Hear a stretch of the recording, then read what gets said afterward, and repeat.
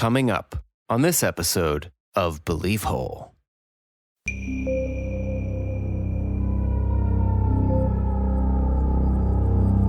The remote viewing project was called Project Stargate, trying to locate targets by using induced out-of-body experiences. The government, I know, has been experimenting with things like psychotropics for a long time, but they don't really share the information with the public. Not till, decades later anyway. Or when they do, they discount it and say, well, now it's declassified because it didn't work, and they just move it into a black project. Right. Like MKUltra, it worked, but we're not interested. We could control a dog's mind, but yeah, exactly. We don't need it. We're not really interested in the fact that you can leave the body and spy on people, but, it happens. Food for thought. If you look at a lateral view of the pineal gland, which produces DMT, it's almost identical to the eye of Ra. DMT, it's like in everything, right? It's in grass. It is naturally occurring in the body and in almost everything around you. And it's very powerful, hallucinogenic. And does it allow you to leave your body? Does it allow your consciousness to slip? In the West, we just do not talk about death until it happens. No, we want to put our consciousness into desktop computers. Oh, God.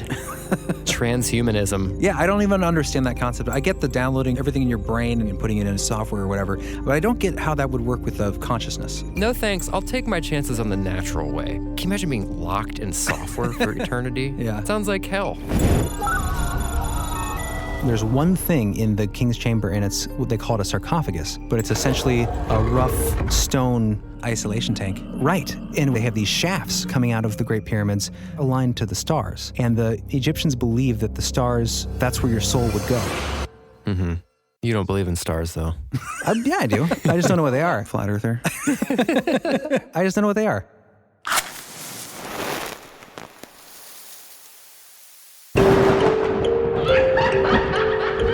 Conspiracy. Synchronicity. Sasquatch. Donald Trump. Alien races. Satanism in Hollywood. MKUltra. Pleiadians.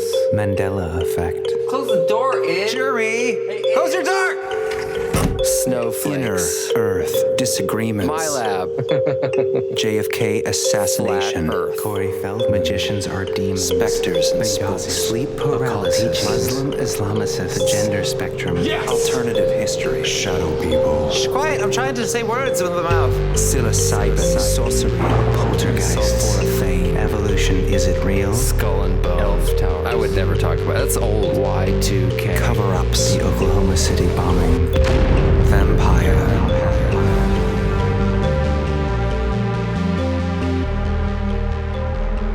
Well, hello. We are back, guys, with an episode on awesome things like out-of-body experiences. It's going to be a great one. I'm really excited about this show. This is near and dear to my heart. Yeah, I'm pumped and tired. You're very tired. But also pumped. Jeremy's going to leave his body during this broadcast. What are we doing, guys? We're going to be doing out-of-body experiences. We're gonna OBEs. OBEs. We've got some personal experiences to recount. We got some call-ins, and it's going to kind of dive into the concepts of interdimensional travel. I feel like this topic is maybe the most interconnected paranormal phenomenon or Fortean phenomenon because it seems to... You love that word now. Fortean? Well, it just describes... Okay, some people don't know what Fortean means. I didn't know until you got the magazine. Charles Fort was a man who basically, he kind of founded research into anything strange and out of place. So spontaneous combustion, Bigfoot sightings, that's all Fortean. Okay. Anyway. Unusual. It's neither here nor there. But the out-of-body experience seems to integrate with so many different facets of the paranormal and the supernatural, like near-death experiences, multi-dimensional travel. Astral projection, remote viewing, all these things are kind of interlinked. Even like telekinesis, it's a broad maybe? topic. For sure. There's a lot. And it's really interesting, too, because it's like this is a little bit of a change from our normal conspiracy paranormal. It still falls in the same category, but this is like another world of fringe topic. This is also something that I feel like you can experience yourself. Like, where most paranormal things, if you'd like an experience with an alien race or a UFO or Bigfoot, you kind of got to wait for that to happen or hope you get lucky. Right. But the out-of-body experience, you can kind of... This is with practice. Apparently, you can... Allegedly. I have a binaural beat for you. Ooh, do you? Mm-hmm. I made one today. Oh, you made one yourself? Mm-hmm. So what is That's a awesome. binaural? Is that was a binaural beat? Binaural. Binaural. Meaning ear... Oral? Two ears. It's like... Well, it doesn't mean 2 ears, but... The idea is, at least from my research, was that... Well, why don't you just cut me off? Oh, go ahead. As Sorry, I begin John. to explain. You're the sound engineer. You go ahead. I mean, it's essentially a frequency that's very close together. Like if it was 430 hertz, you'd have 430 hertz which is close to a middle C in piano. I think, is that 440? 440. And so you have that panned all the way to your left ear. You wear headphones when you listen to this, and then you have a frequency around 435. So it's like a couple hertz difference, and then you play them in both ears, and it creates this sort of beat cycle. Because they're so close, it creates what is called like a beat frequency. Okay. And it's very repetitive and kind of hypnoptizing. Right. Now, and is that- meditative. Is that the sound of oscillation? Like when you have two notes out of tune with each other, like when I'm tuning pianos, you'll have the two wavering. octave notes will be... They're so they'll go, oscillating close enough together Yeah. that they create a beat frequency. Right, so that's that. Okay. Yeah. Fascinating. Yeah, it's an interesting phenomenon. And Robert Monroe, the man that we will be talking about today, who he didn't invent it, but what's the word? Patent? Hemisync technology? Yeah, he patented the hemisync Which is technology. similar to this, what we're going to be talking He about. kind of, in the modern age of scientific research, he kind of spearheaded the out-of-body investigation. Yeah, he's an interesting research. guy. He kind of reminds me of us a little bit, in a Little bit. weird way, just because of a similar life path, Right. creating like radio programs and sound design and Right. music composition. And Yeah, he's a then- media guy. Yeah, he was a media guy, and then got into exploring how sound can be used to help people heal and also sleep and just Yeah. kind of recharge. And then I he think- started having these strange experiences. Yeah, I think what he was initially trying to do, and this was a big fad for a long time, and maybe it's still a thing, you don't hear about it as much anymore, but it was the idea of using single source audio to do deep learning while sleeping. Oh yeah, that's kind of how he got it, because he wanted to see if you could find a way to learn while sleeping. Exactly. Oh, That's wait, right. like, is that like when you play a cassette of like Spanish Right. language classes Yes. and you can wake up Me and then gustan los order a pantalones. quesadilla? Donde está la biblioteca? Are you here? What is aquí? You hear Where's the library? is that what that is? Yeah. I should know that. And then I said here. Good. You guys are great. it's- You it guys is- are bilingual. but can you bilocate? That's the question of the day. Ooh, way to Yeah. pull it back to the OBE. How about experience? That's The other- cool. The other things you hear with that are people try to convince themselves subconsciously through sleep and listening to a singular audio source of things like you don't like smoking, Right. that kind of thing. So let's move to the news. And Yeah, some- we'll do the news. When we come back after the news, we'll get more into Robert Monroe, just a little bit on his first experience, and we'll talk about the Robert Monroe Institute. Are we getting into Thomas Campbell's My Big Toe? Not in this episode. Okay, so we might be doing a two-parter with this, Yeah, this, possibly. like we were saying in the beginning of this episode, this swarms around so many facets of the strange. It's a big topic. that it'll be good probably to do. We'll need to do at least one more episode, and even then we won't get to cover everything. But there's so much good information, interesting information. We're to going to cover. later in the episode, we're going to dive into some ancient civilizations and their connections with out-of-body experiences and the Egyptians and the pineal gland and that sort of thing. Some history. So stay tuned for that. It's going to be fun. Also, DMT and Jeremy's girlfriend get seduced by the Egyptian god of death. So stick around. Yes, You guys she wanna was do the not news? seduced. Let's do the news.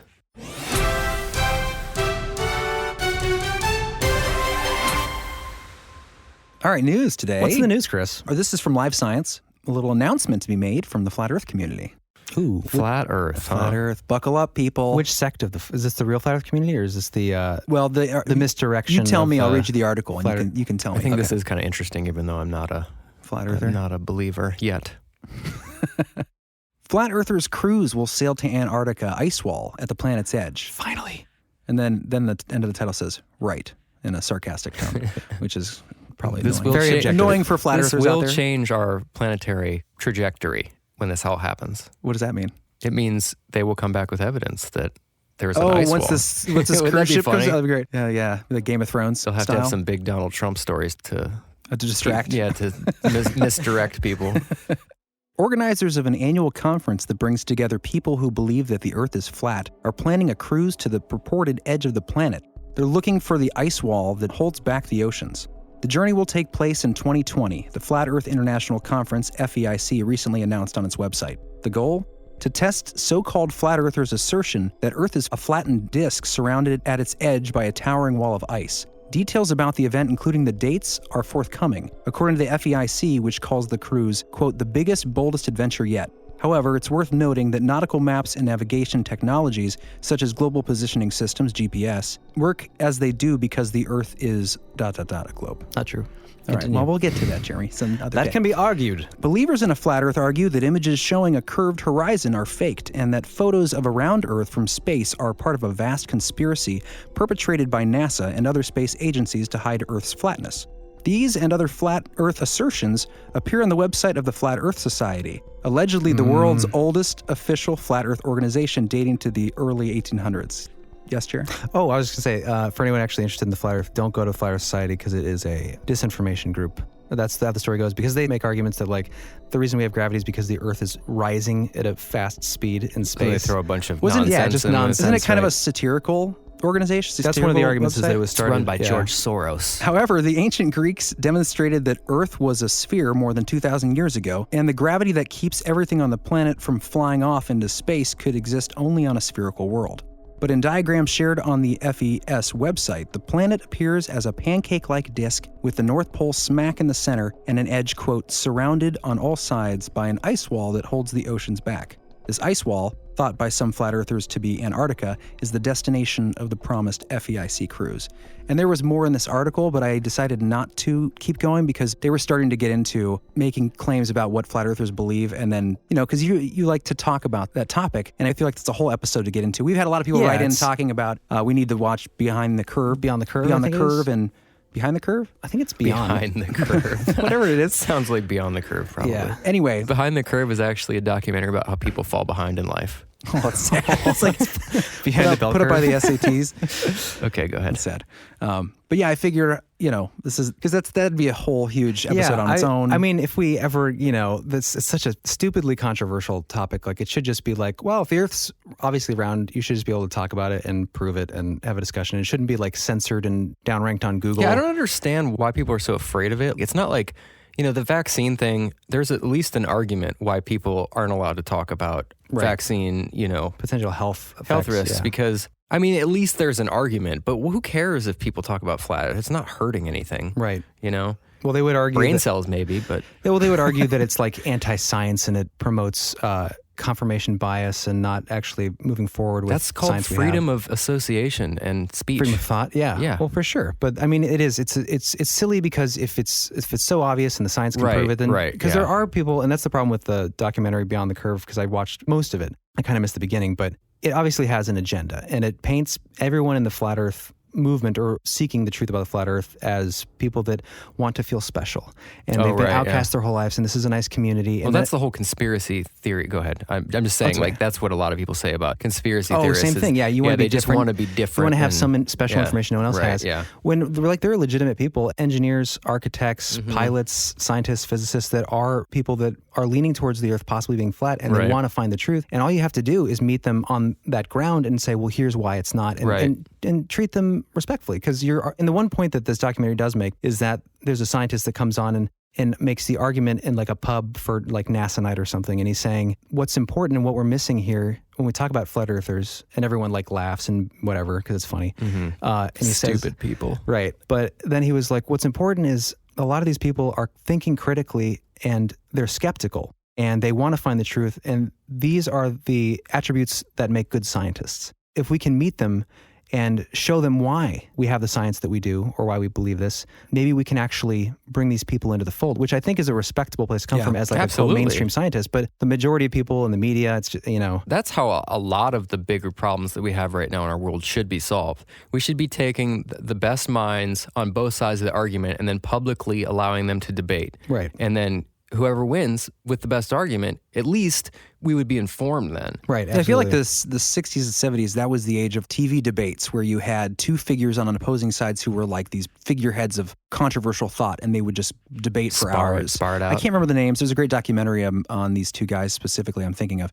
Some people out there will know what I'm talking about, but I wish we had that kind of culture right now. We would really need that. I think the problem is people are so afraid of being offending disproven or offending people. Because people get so triggered today. And I also think it's because any news organization is afraid of angry viewers. And if someone who's, you have to have some controversial ideas going back and forth. I don't think they're afraid of angry viewers. I think that they're afraid of getting called out as being not sensitive enough or whatever. I think that they're afraid of being wrong. Maybe. That could be part of it. They've really, at this point, it's becoming so obvious that they really push narratives that aren't true. Right. It just keeps happening over and over again. I'm not saying they're wrong all the time, and even when they're proven wrong, they don't apologize or go back on any of the things that they say they were wrong about. They'll just spin it and make, we didn't do that, Right. It's that slimy kind of... You're right, there's not the culpability, there's not the responsibility there's no that there used to be in accountability the news. at all. And these people they're smug. They don't have any humility, and it's really becoming a problem in our society because, they talk about fake news all the time,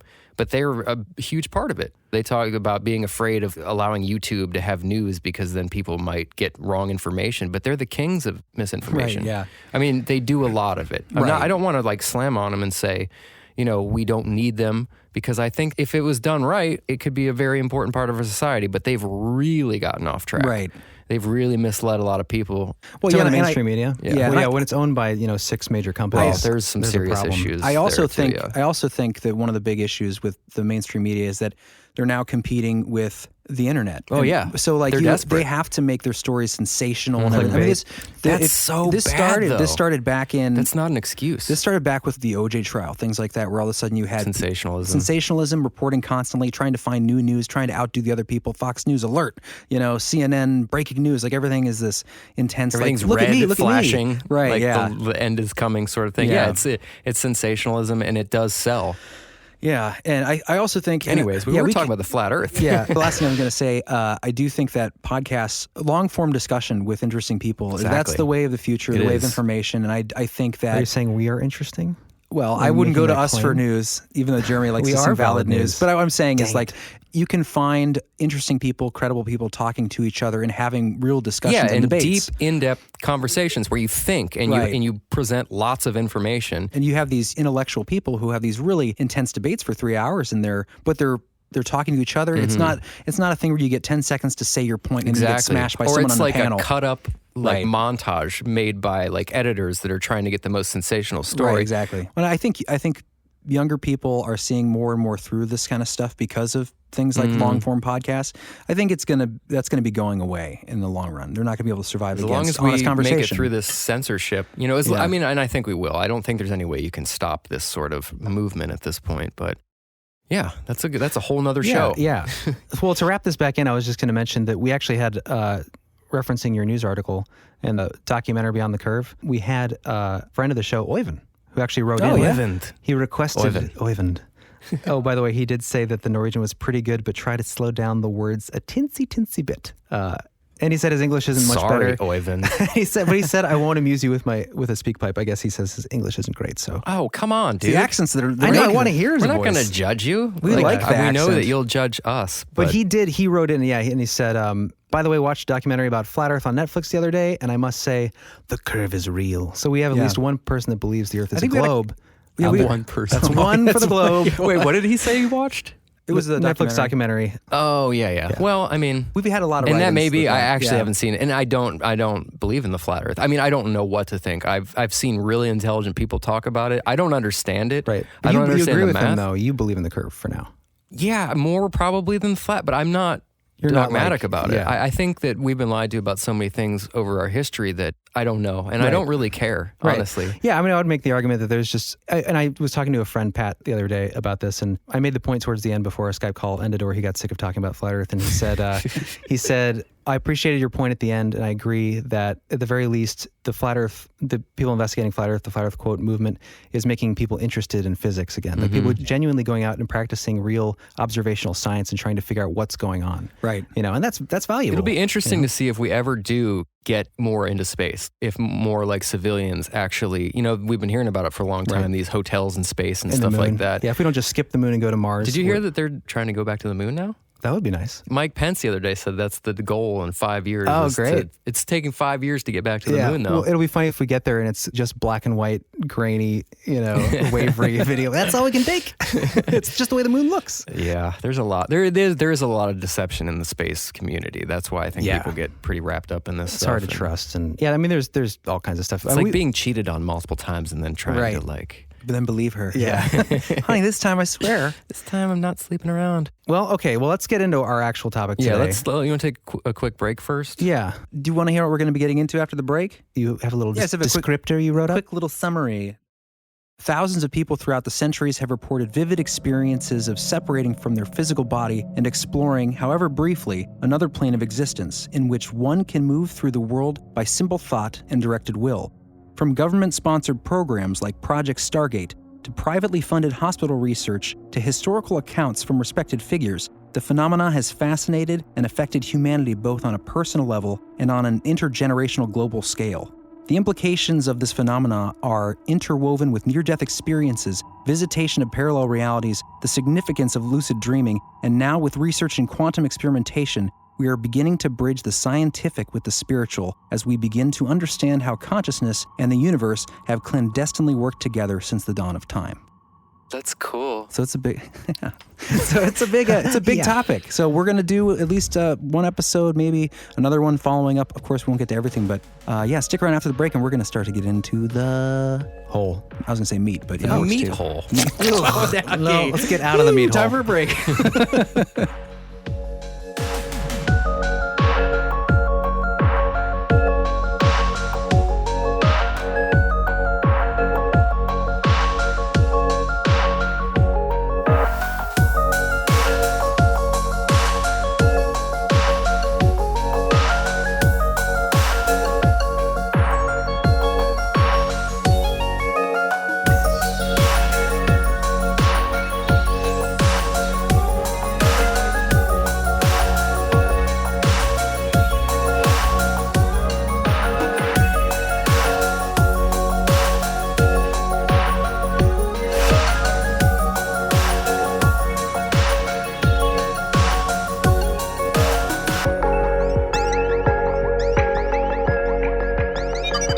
Hello. Thank you for being with us today. Thank you, Robot John. We're back. Should I try that again? I think that was beautiful. I think we should keep it the way it was. Okay. It was practice. It was honest. All right, you ready for some OBE encounters? Yes, getting back to it. We got some actually. Do we announce at the beginning that we have actual stories? I don't think so. I did mention, but no one listens when I speak. But I didn't did hear say personal experiences and some call-ins about out-of-body experiences. I was thinking, if you guys are cool with this, you know the story. But I was thinking of recounting my out-of-body that I think I told on like the maybe 4th, 5th episode Yeah, of the that's fine show. as long as we make it snappy. We'll make it. I'll snap it up. I'll be quick. Okay. So I'd moved back from California, San Francisco, and wasn't feeling too hot about myself. I had dropped out of film school kind of gradually as I realized I wouldn't be returning. It was kind of directionless, and as I mentioned before, drinking a lot of taco sauce from the bottle, and as you do, and As one does. I had just gotten through some 24-hour Law and Order marathon. So I'm right at that point. I'm kind of, caterpillared up in the bed.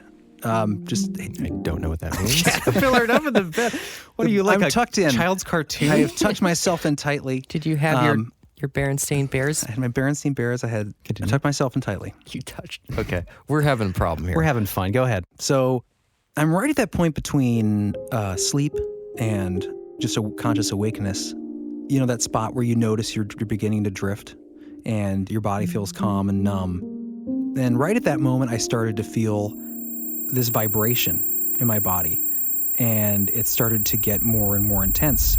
But then all of a sudden I realized that my perspective was moving from where I was looking at the wall, and all of a sudden it was kind of shifting to the left, but I wasn't moving physically.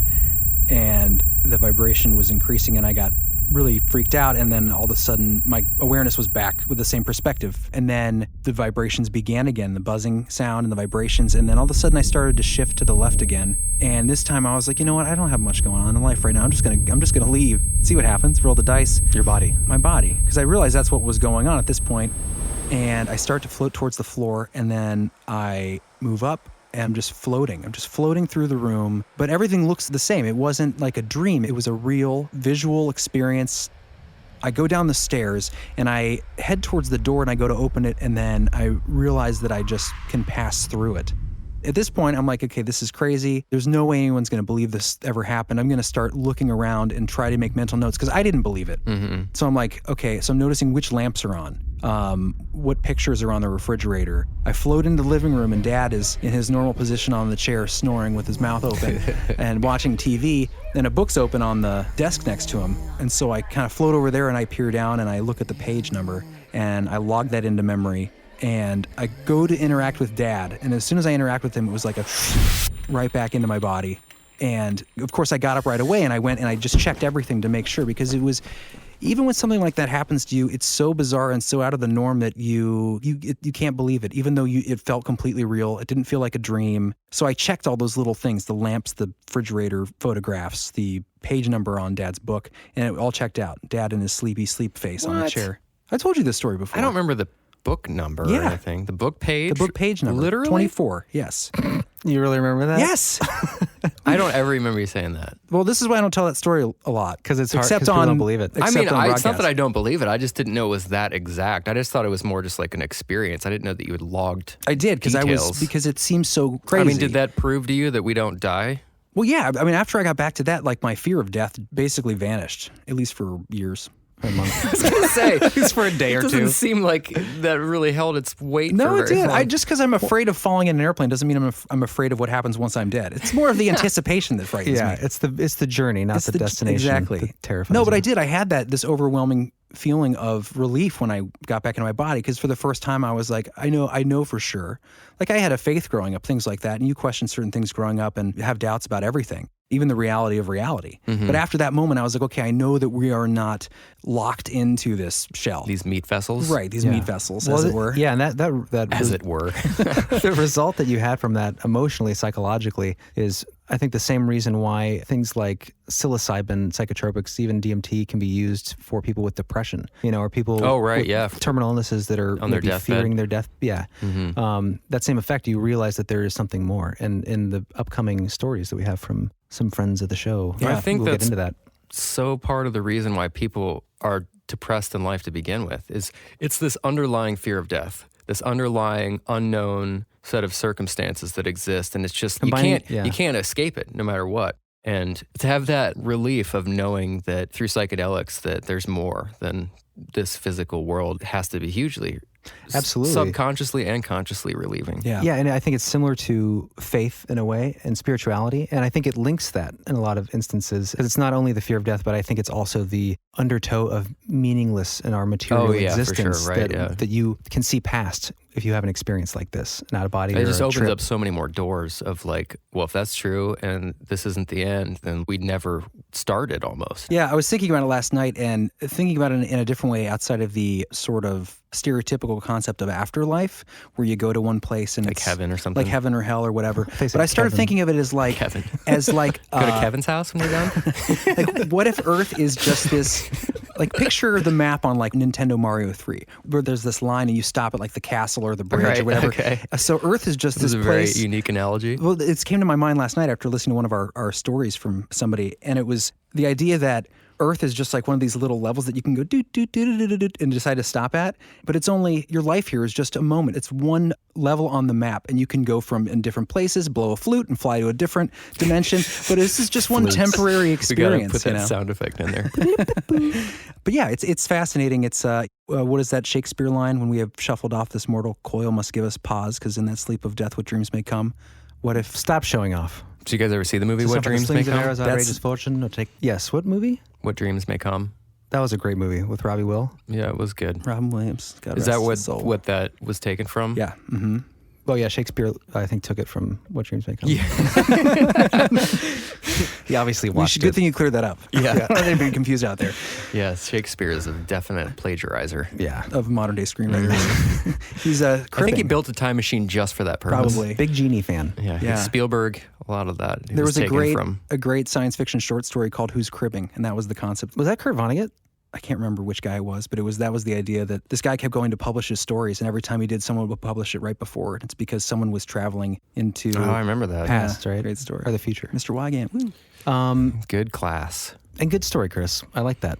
Yeah, I liked hope it that too. was I interesting. mean, it seemed like you made it up, but It's one of those things where it's like I didn't. It was a good I story. didn't tell people, and I've said this before about this story. Is I didn't tell people right away because, and I always thought I'd be the first person to tell somebody about an anomalous experience because I Right. was always been into that kind of stuff. But once you go to start to tell people and you see their expressions of suspicion, or like, why is he lying to me right now, or I'm bored because the story is obviously made up. Then you're like, oh, that's why people don't tell. It's not because they're afraid that people are going to think they're crazy. It's because they're afraid people are going to think that they're liars. They're just making something up. At least in my experience. Well, and that's fascinating too, because we always think like we deal with like witness testimony all the time with paranormal phenomena, right? And people think like, well, if there are these many people willing to come forward, how many witnesses are afraid to and don't? You know, like how many people are witnessing these different paranormal phenomena? But once you experience it, it's a whole different thing than imagining that you would experience it and be like, oh, I'm going to tell everybody. But you actually do, and you're like, actually, I don't know if I will tell everybody.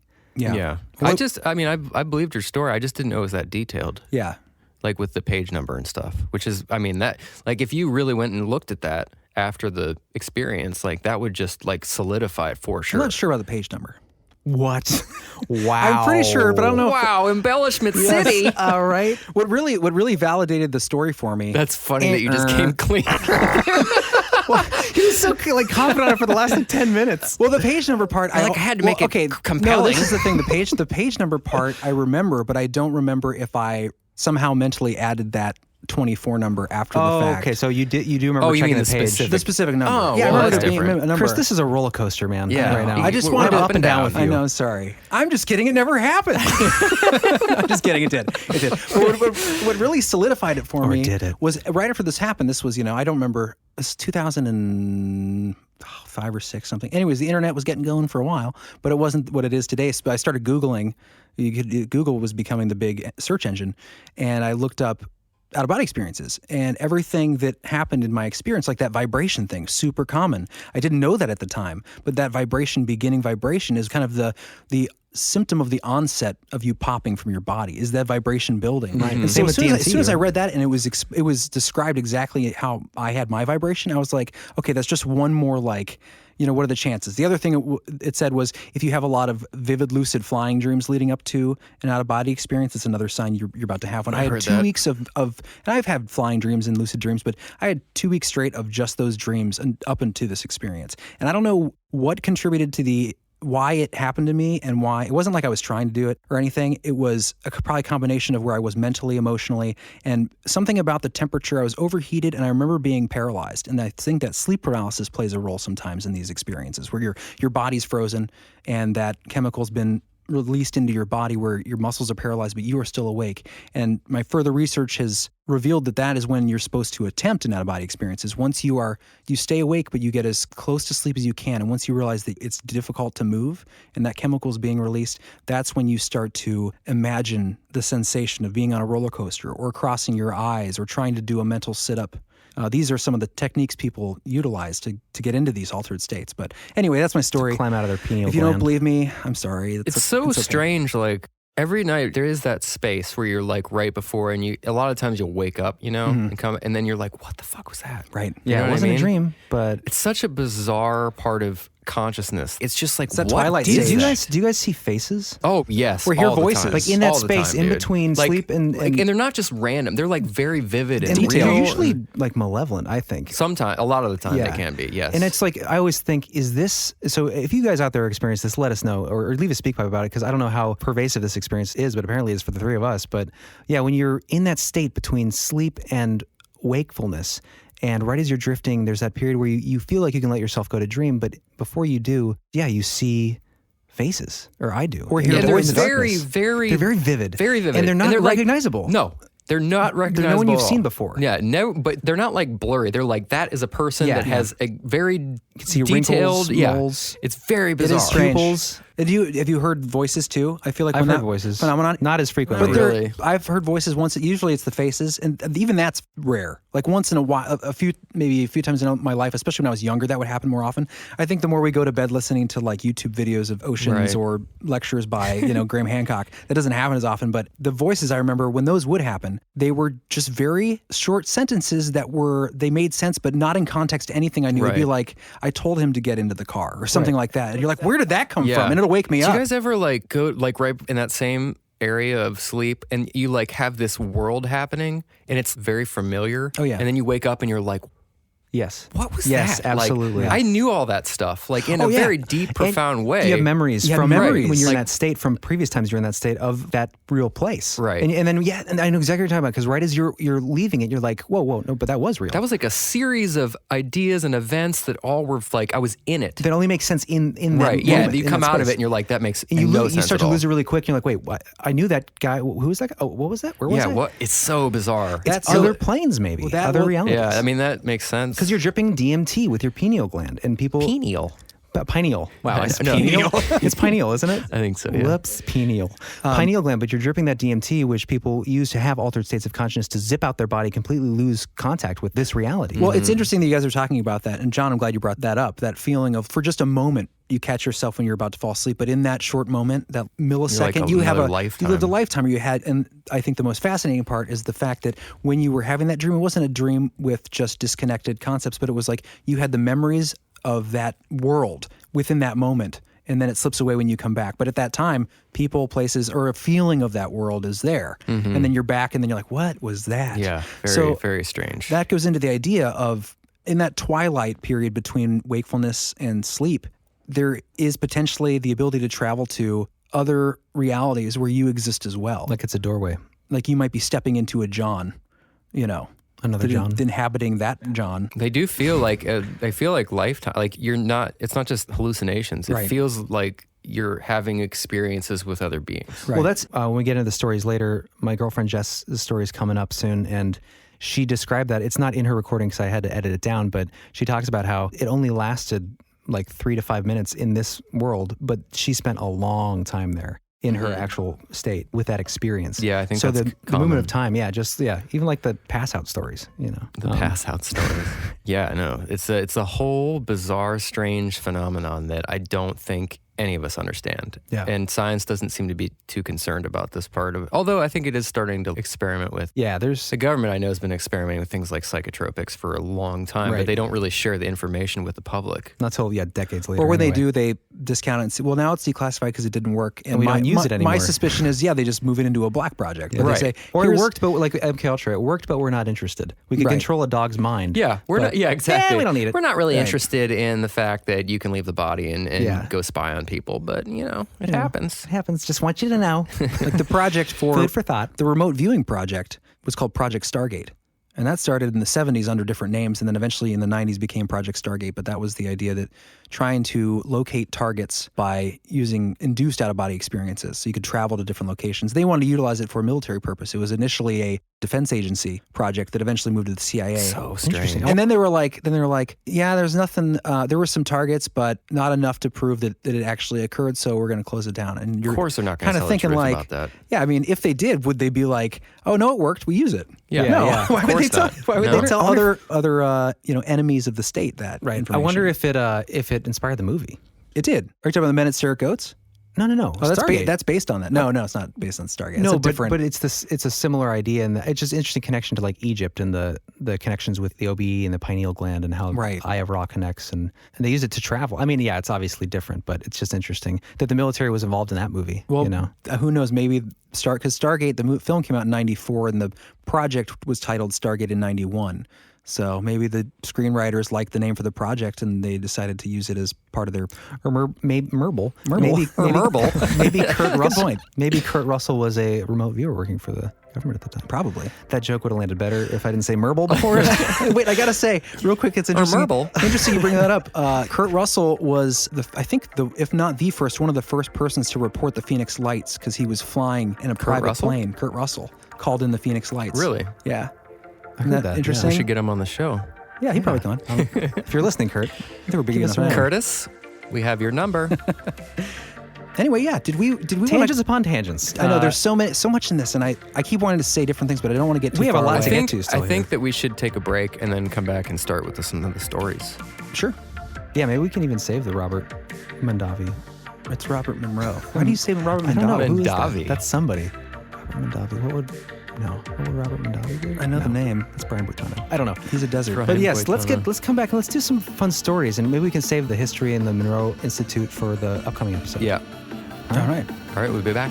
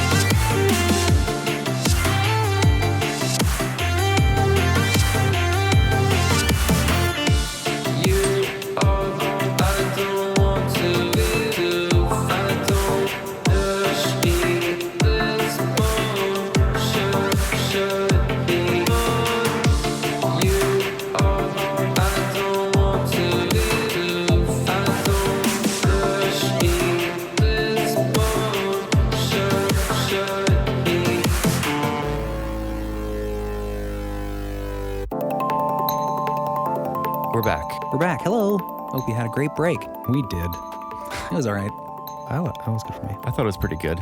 It was, yeah, I had one chip, so it was a little disappointing. So as we're getting back into this topic of out-of-body experiences, we wanted to talk about some common themes and threads that weave between people's experiences. And one of the most common aspects, we talked about the vibration. One of the most common aspects is auditory senses, what you hear. So, Jonathan, the sound man. I have a little blurb here about some of the sound stuff, and then I'm going to play a little sound I made that I think represents quite well what you might hear. What if everyone just goes into a transcendental state and leaves their body? Well, it doesn't induce one. It's just warning. It's what you hear when you're having one, right?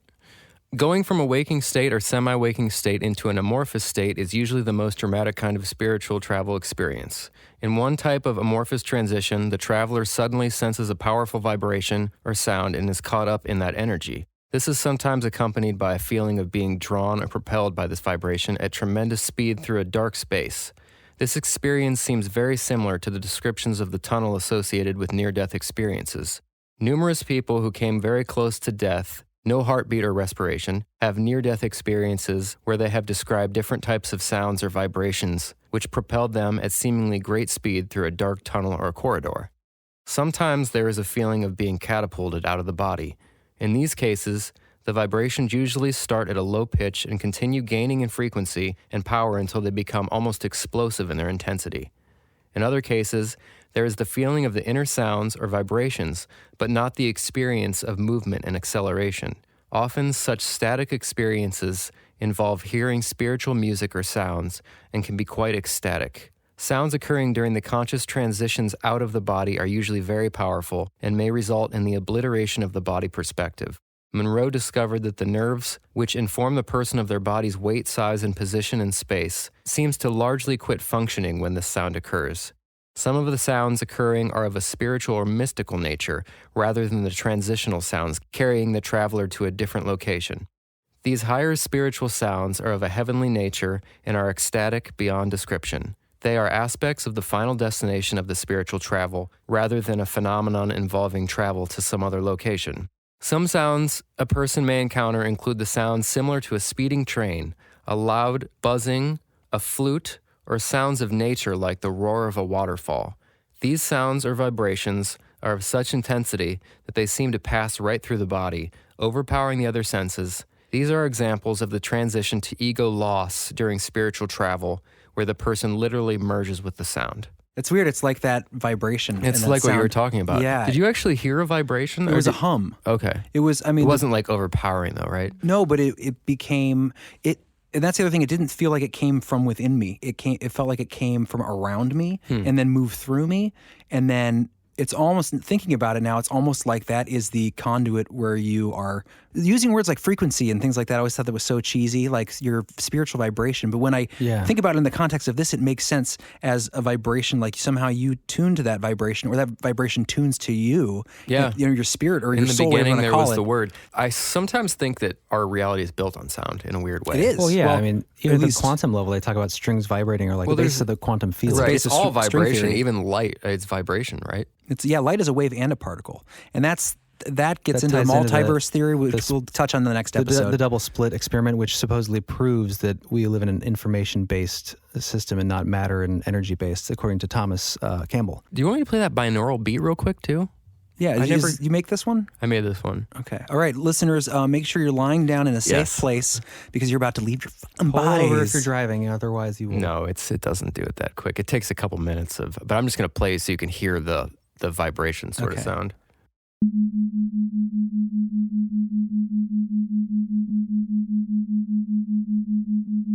Yeah. So apparently if you listen to Chris falls over. Someone grab me. So yeah, that's kind of the sound of you can hear the wavering, and I think that kind of like there's something hypnotizing about that. Oh, for sure, yeah. It's very sedative. Mm-hmm. Is that a word? Well, I was reading about when I was making them. There's like a website dedicated to this stuff, and there's all different ones that you can kind of create with different frequencies, and they supposedly help you with all like sleep. Right, I've seen those on YouTube. Yeah, I don't know how much of that stuff is real. It's hard to know. The Thomas Campbell guy we're going to talk about maybe the next episode, or the part 2 of this episode on OBs and stuff, he talks about transcendental states, and he developed his own binaural beats to get people in his seminars to help them elucidate that kind of experience. Right. Oh, real quick, though, I'm going to play the sound. Okay, go for it. This is what it sounds like to leave your body. Drop it.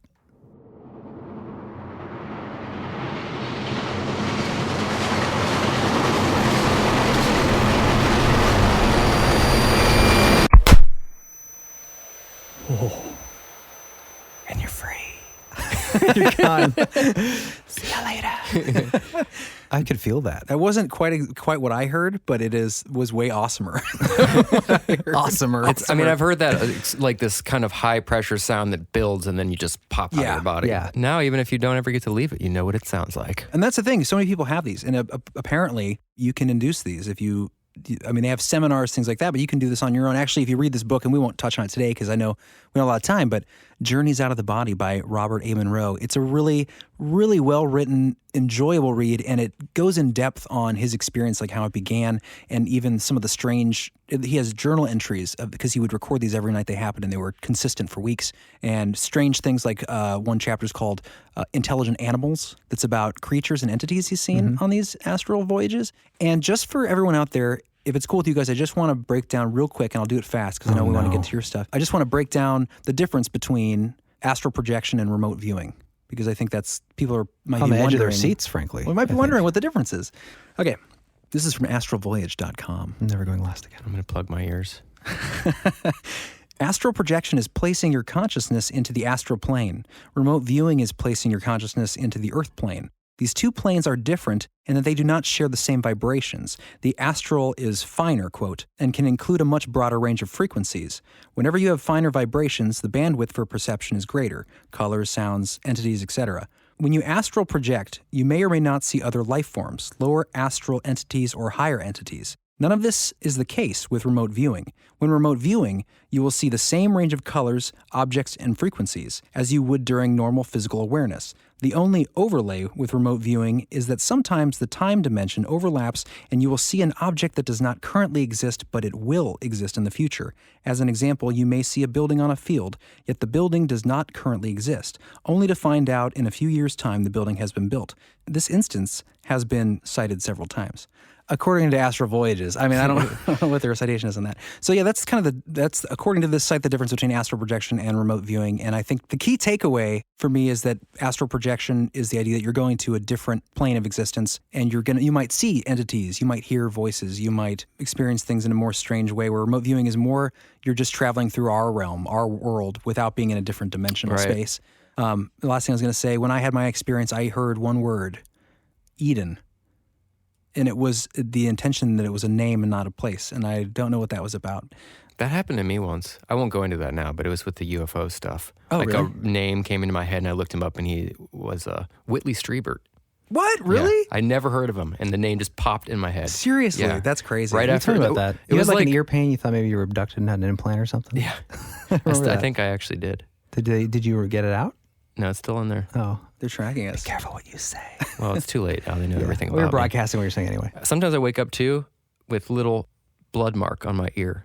It happens probably maybe 10 times a year. Like in the someone same else's exact blood? place. No, it's like a little pin mark right in my ear. Maybe they're just coming and changing the battery. I think so. Battery's not included. It's funny that I can be so funny about getting abducted. That is hilarious. Anyways, let's get to the stories. Let's do it. Let's do Mom first. Mom, this is Momula. She was so gracious enough to come on our show. She did great. She did great. She's a good storyteller. All right, here we go, Mom. Come on, Mommy. We'll cut that. That was weird. Yeah, we'll cut that out. My brother was probably about 9 years older than I, and he was not home very much because of the age difference. He was always out doing his thing.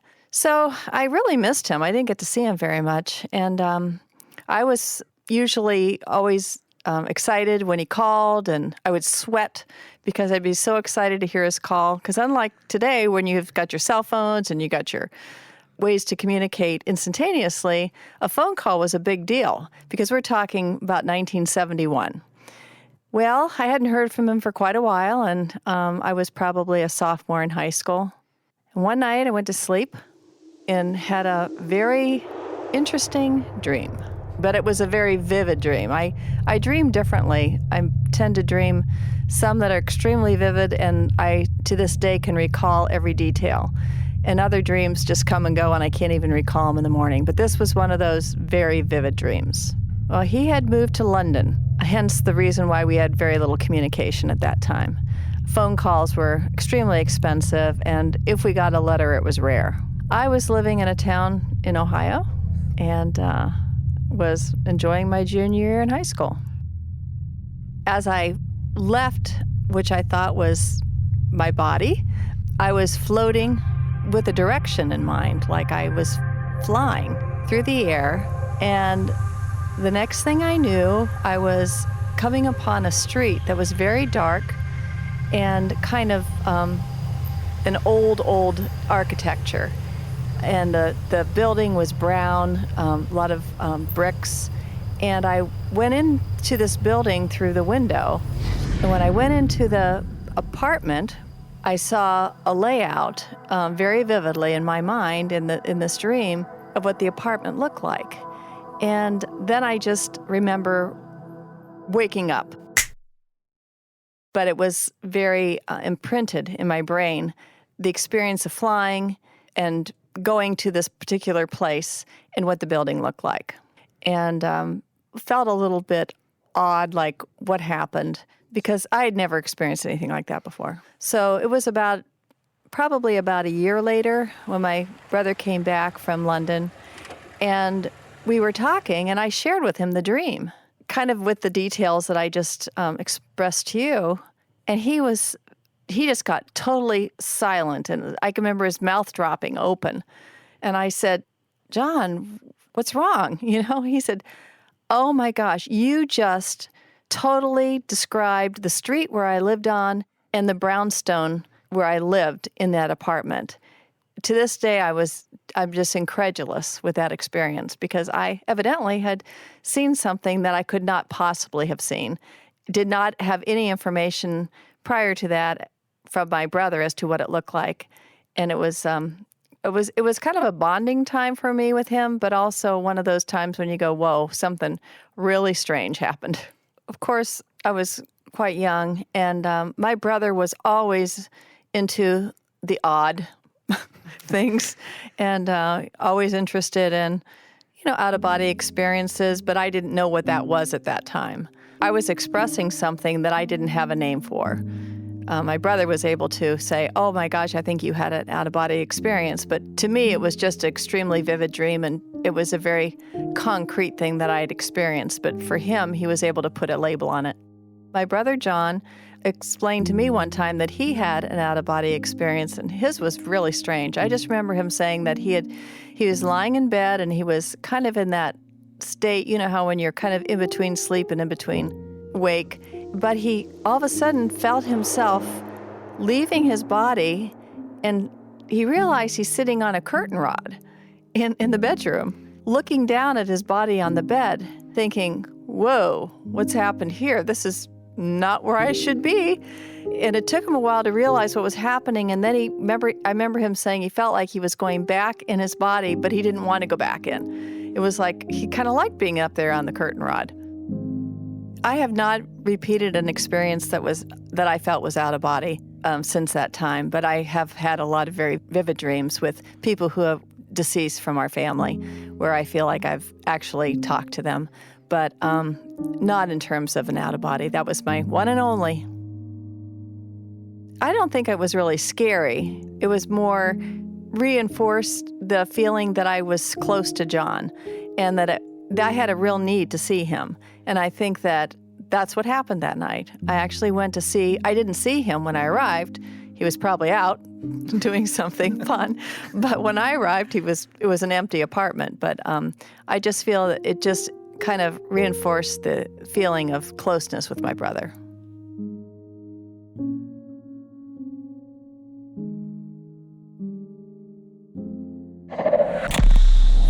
That's why you always call ahead. That was a great story, though. Yeah. Good job, Mom. She's quite articulate, that lady. She's nothing if not, what was that word she used? Incredulous. Yes, she's nothing if not incredulous. Thanks, Mom. That was a good Yeah, story. that was really good. And quite apt. It's weird that I wonder if there's anything to the family link. Like Mom had one, Uncle John had one, I had one. I wonder if you guys will have one soon. That'd be nice. I feel like I've had times when I've been floating out of the body, like in a dream. Right. And I'm just like, this is not a dream. And I think that the line between dreams and reality and this astral plane or whatever, I think it's very thin. Who knows if some of our most realistic dreams, like that idea of the astral projection where you might see a building that hasn't been built yet, but it will be eventually when people are doing these out-of-body experiences. It reminds me of those dreams you have where you're in a town that you've known your whole life. But in this version, things are just a little different. Right. But every time you go back to this town in this same repeating sort of dream environment, it's always different in the same way, which makes me wonder, are we just peeking into a parallel or a future version of our town? Yeah, dreams are a whole nother topic. Do you want to move along to Jess's story? Yeah, let's do the Jess story, and then we can carry on from where that takes us. So this is my girlfriend, Jess, and she's awesome and great and super. And Does this every time? Is her So story. annoying. Every time. This is the first time she's Second Every time. time. Thank you, Jess. Yes, thank you, Jess. It's a cool freaking story. And I will say, so this is an experience with DMT, dimethyltryptamine. And it's interesting because most people who have those experiences, if you all out there in listener land are familiar, you shoot off, you evaporate from your body and go to someplace completely indistinguishable where you have no sense of self at times. And what's interesting is that's what her sister experienced. And her sister actually experienced the humming, because you're talking about the vibration and the sound. Well, when she came back, Jess said that her sister was humming. Like unconsciously humming. Yeah. Like monk chanting. Like yeah. she was synced with that vibration, and she was using that, I guess. And when she came out, she was still doing it, which is that's kind of interesting. But what's interesting about Jess's story, which you'll hear, is it's a completely different experience from that typical DMT experience. And it's got some interesting Egyptian connections. So let's roll tape. I think my sister just called me up one day and said, "Do you want to try DMT? I have it." And we didn't know really what to expect, so we took turns. I was terrified. I was really scared because it's like something that you just don't really know what to expect. So I smoked it, and I can't recall like exactly how I snapped out of this reality. I don't remember how I got there, but I was no longer in this body. The first thing that I can recall is being in a long hallway. There was really no lighting in the hallway, but at the end, it was almost like a torch was lit. It was just like a really warm light coming from the end of the hallway. It flickered off the walls, and I just knew that I had to walk towards that light. As I was walking down this hallway, I noticed that this hallway was lined with hieroglyphics, and I just remember taking my time walking down this hallway because the hieroglyphics spoke to me. It was like each hieroglyphic downloaded information into my soul, and it was just like a knowledge overload. There was so much coming in, and it was attached with emotions, just different levels of euphoria.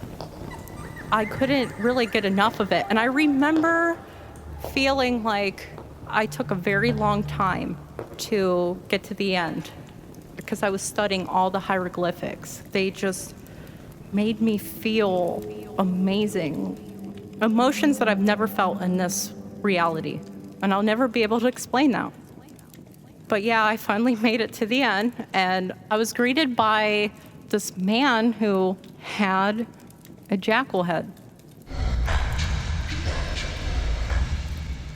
I remember feeling kind of afraid, but also euphoria, because I remember leaving that chamber, that hallway, just reading all the hieroglyphics and all the knowledge that it was downloading into me. And it left me feeling just amazing. And I was still feeling that. And when I got to him, I'll never forget, it was so intense, the euphoria that I felt. I remember walking up to him and being kind of scared, but still feeling safe at the same time. And I really do feel like he knew everything about me. I could feel it. This was all almost like telepathically. It was like he could read my whole life and things that I've struggled with in life. And one of them is anxiety. The The big thing for me at the time was having crazy anxiety attacks. And that was the first thing that he pinpointed, was this is getting in the way of your life. And I swear I could just feel him telling me, like, this is your main problem. You have to get over this anxiety. Let me show you how to get over that. And that's when he started showing me methods of how to deal with anxiety. And the way that he showed me how to meditate is how mummies are buried, with their arms across their chest, and how I need to lay down and just take in deep breaths. He also told me at the same time, this is not the last time you'll see me. And when you see me, you won't have these problems anymore. You won't have anxiety. And that's really all I remember. And I came back into this reality, and I was super excited and just blown away by what I just encountered, because I was not in this world anymore. I went somewhere else, and I know that. And it's so frustrating to tell somebody this story because I can't prove it. It's just like a dream. And when I came back, I was very excited and didn't even know how to tell my sister what I just saw. I was just like trying to gather my thoughts and figure out what the hell just happened to me. The first thing we did was look up if there is anything that exists with a jackal head, a dog head, this human with a dog head in Egypt, and we found Anubis, who is the god of mummification and the god of the afterlife. And that was just really strange to me because he showed me how to meditate with your arms across your chest. And that's exactly how mummies are buried. And he's the god of mummification and the afterlife, and told me that this is not the last time I would see him, that when I died, I would see him again. I guess when that happened to me, I felt like we're just a fractal of a big picture here. I think there are different realities, and we're just one. And we all come together to form something that we can't comprehend. And I really do think about that all the time. There's more to this. There's a bigger picture. And I think that experience really helped me see that. I think our brains are receptors. I think our brains are radios. And we are tuned into a frequency, and that is Earth. But I think there are different ways to tune your brain into different realities. And I think that's what DMT does. I don't believe that this is the only reality. I think there's countless realities that you can experience. That was great. Wasn't it? Yeah.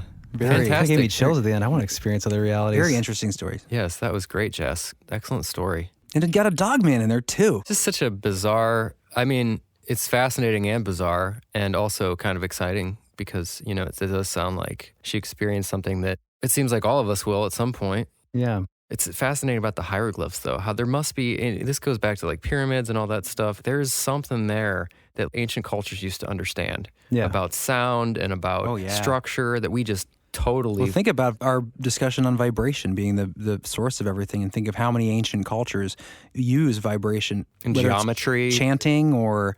But yeah, great story, Jess. So good work. Well, yeah, what's interesting about that, and like you pointed out, John, is what the ancients knew about this kind of stuff and stuff we don't really know now. And what I found fascinating about this connection, other than the weird stuff that she brought up, like she didn't know who Anubis was before, right. And she looked it up and found him. That's pretty compelling. God of mummification. And to me, I thought instantly to the connection with the Egyptian culture, like the Eye of Ra, right? And the pineal gland, which produces DMT.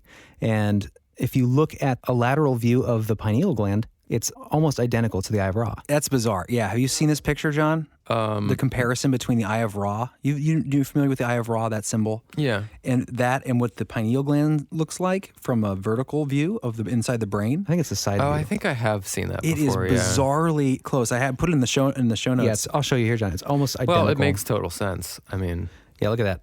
And this will definitely be in our show notes because this is pretty mind-blowing. Oh, wow. It's a lateral view of the pineal gland compared to the Eye of Ra, and it's pretty much identical. That's so strange, dude, because they must have had either the ability to get information from somewhere else to understand this stuff, because I don't think there's any proof that they were highly medically advanced, at least in the way that we are I today. think they did have surgeries. They were cutting into people, opening But them up. how do you know that thing is what causes these, Yeah. Definitely put that in the show notes. though, 'cause Absolutely. That's crazy. Yeah, you guys got to check that out. Go to beliefful.com, check out this episode show notes. We'll have that picture there of the eye of Ra compared to the pineal gland. But in Egypt, they would often have the pineal gland carved on the foreheads of the sarcophagus, which is where your third eye is, right? And right behind that in the center is the pineal gland. And that's where they put the eye of Ra. So, I mean, the connections to the eye of Ra representing the pineal gland, there's a fair amount of them. And it's an interesting rabbit hole to charter. But another interesting thing, Jess has a tattoo on her arm, and it's the eye of Ra. And she got it after this experience. And she was debating whether she was going to get Anubis or the eye of Ra. And I'm not sure, I should check, but I don't think that when she got it, she even knew the connection between the eye of Ra and the pineal gland. Right. The pineal gland, which secretes DMT, which is what she took that night to see it, to see this it's crazy. Anubis and have this experience. So for those that don't know, DMT, it's like in everything, right? It's in grass. Yeah, some argue it's Did we really even talk about what that is specifically? I mentioned earlier it's dimethyltryptamine. It's basically a psychotropic. Right. But it is naturally occurring in the body and in almost everything around you. It supposedly happens when you go to sleep, and also when you die, it's released. Yeah. And it's a very powerful psychotropic. Right. And does it allow you to dream and also leave your body? Does it allow your consciousness to slip? And that feeling you get, or that they experience, the vibration before the pop, which is in a DMT experience and also in out-of-body experiences, it seems to focus right at that point, right in the pineal gland in the center of the brain. So yeah, the connections, that's really interesting. Also, in one other Egypt connection that I wanted to mention was the Great Pyramids. The traditional idea for Egyptologists is that the Great Pyramids were tombs, right? Right, yeah. Tombs that have the Great Pyramid doesn't have any writings inside, right? Like a normal tomb? Well, I know that the Great Pyramids had no mummies, right? And yet there's one thing in the king's chamber, and it's what they call it a sarcophagus, but it's essentially a rough stone coffin-looking thing that's fairly small. It's smaller than a modern human could fit in. Isolation tank. Right. And what's interesting is they have these shafts coming out of the Great Pyramids that they used to think were for ventilation until they realized that they don't actually reach the outside, but they are aligned to the stars. And the Egyptians believe that that's where your soul would go. And You don't believe in stars, though. yeah, I do. I just don't know what they are. I just don't know what they are. You could argue that the Egyptian line of thinking is that they were souls, spirits, right? And that's where you sent. Oh, okay. There wasn't that many people alive back then. There's a lot of stars out there, bud. Yeah, but I guess the thing about the view of stars back then is crazy different than today, too. Probably that's true. Uncountable when you're just looking up in the sky without the light. Not countable today either. Well, I mean, tonight you can count. Well, I mean. So I'm going to read just a bit here about the King's Chamber because it's interesting. The only object in the King's Chamber is a rectangular granite sarcophagus. Unlike the fine masonry of the walls of the chamber, the sarcophagus is roughly finished, with saw marks visible in several places. This is in contrast with the finely finished and decorated sarcophagi found in other pyramids of the same period. So in other words, they call it a sarcophagus, they call it the King's Chamber, no mummy found inside this potentially primitive isolation tank, sitting in this room. It's just a stone. It's not finished like other sarcophagi, but that was just the argument, and that stuck for so long. And so the star alignment, I just want to touch on real quick. So the southern shaft in the King's Chamber reaches to the outer surface of the pyramid and is thought to be aligned with Orion's belt. Orion was associated with Osiris and was also the god of the netherworld. The northern shaft aligns with Thuban. Nowadays, Polaris marks our celestial North Pole, but at the time of the ancient pyramid builders, the closest to the pole was Thuban. Thus, it was of high astrological importance and considered to be a symbol of immortality, as it never left the night sky. So the idea that you're potentially sitting in this isolation chamber, focusing your conscious energy and aiming it at the stars, right, and connected with their seeming understanding of the pineal gland. There's just some interesting potential connections there. For sure. I mean, you think about it, that ties in with other ancient cultures you can mention, like Hinduism with the third eye dot, Tibetans with the astral traveling. I feel like this has been a phenomenon and an interest for humanity for millennia. Even the Sumer, there's pictures of these Anunnaki holding pine cones, right? Which is the symbol of the pineal gland. Yeah. And even the Pope, right? The Vatican has that giant pine cone statue in their garden. And the argument is that's what it's referencing, is that connection to the higher consciousness. I just feel like we've lost so much great knowledge. Yeah. We're so, we've gained a lot of technology, but we have lost all the mystery, except for Belief Hole. So tune in. We're the only ones left. No, but I mean, our whole culture, these are just not conversations that most people just aren't aware of this stuff. And it's so fascinating, and it's important because right now we're just so trapped in this world, and people are so filled with anxiety and just hate and like focused on the materialism. Yeah. I do feel like where's the and not just materialism like, oh, they want a fancy car. I mean, like, focus on the material world. Right. As in, like, what's here in front of me? What do I need to get done today? Which makes sense because everybody's got stuff you got to get done. But to not consider these things. Well, it does cause anxiety to not. A lot of people don't think about any of this stuff until someone dies, and then it all comes out. And then it's terrifying. Then it's terrifying, and you don't have a way to deal with the stuff. And our culture is so afraid of death that we never talk about this stuff. We don't talk about, knowing this stuff helps people deal with it because it proves that there's something else out there too, and it's not as scary when you deal with it before, and then. We just get lost in, like you said, the material, and it's much more difficult when people die that way. In the West, we just do not talk about. No, we death want to put our until it consciousness into desktop computers. Yeah. Oh God, that sounds like hell. I don't even understand how that would even transhumanism. Yeah, I don't even. Ooh, jinx. Ooh, jinx. double jinx. Oh, what? Yeah, that was You owe me 2 Cokes. Yeah, I don't even understand that concept. I get the downloading all of your. Taking everything in your brain and mapping it and making it all data memory and putting it into a software or whatever. But I don't get how that would work with a consciousness, like a actual identity of existing. Like, how would you transfer that? Maybe it would be a cyborg and they would just remove your pineal gland. You have and to put it in. believe that the brain is where everything lives and there's nothing else. I mean, that's the only way. But even then it would just be a copy. It wouldn't be you. You know what I mean? Right. But I don't think that's the way they think, though. Right. They think it would be like, if it's just all information. Now, if you could get a vibrating resonator device and put it on there. And Get you a vibrating resonator device. and then send it in, use that vibration. Sync it to your astral frequency. No thanks. I'll take my chances on the natural way. Yeah. I can imagine being locked in software for eternity. Yeah. It sounds like hell.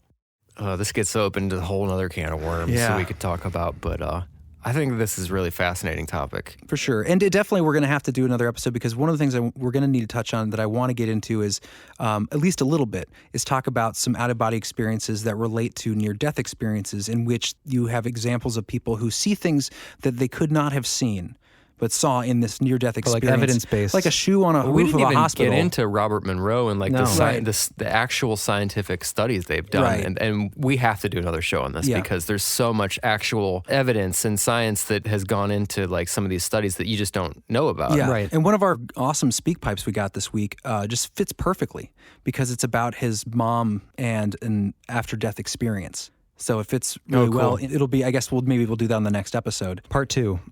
Whether it's the next episode or the following, it'll be. You could really do a whole show on just the aspects of this phenomenon. What I think is cool, though, is in Robert's book, Journeys Out of the Body, it's really fascinating because it also expands to the idea. I think a lot of people hear about near-death experiences as out-of-body experiences, but don't know much about out-of-body experiences and just experiencing the astral plane, but still being alive, and how there are allegedly different forms of life that live on this plane that you can encounter, and they're categorized.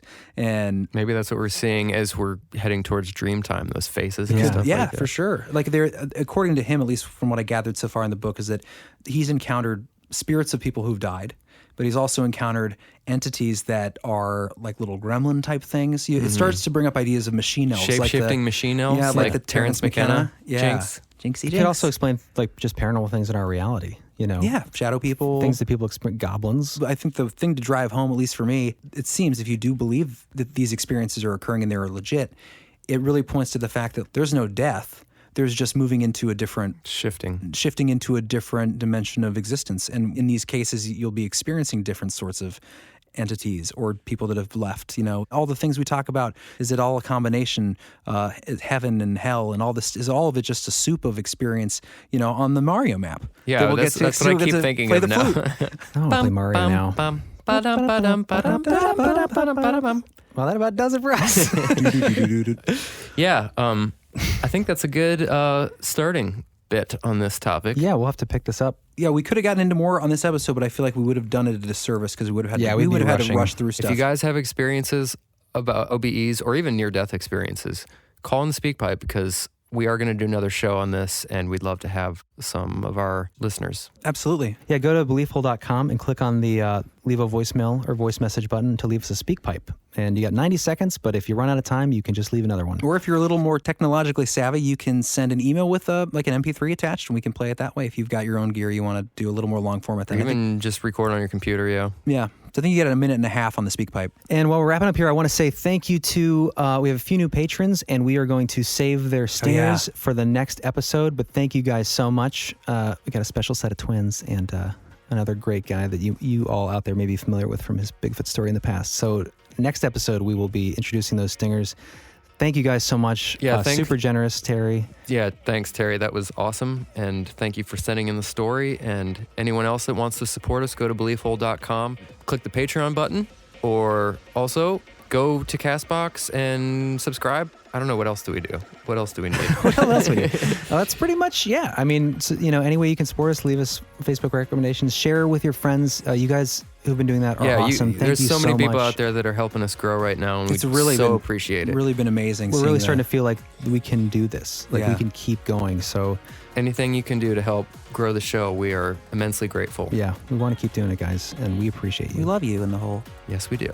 Hugs from the hole. Hugs from the hole. Well, we hope you enjoyed this episode of Belief Hole, episode 21. I don't even know if we mentioned the name, but it's one of my lucky numbers, so we probably should have.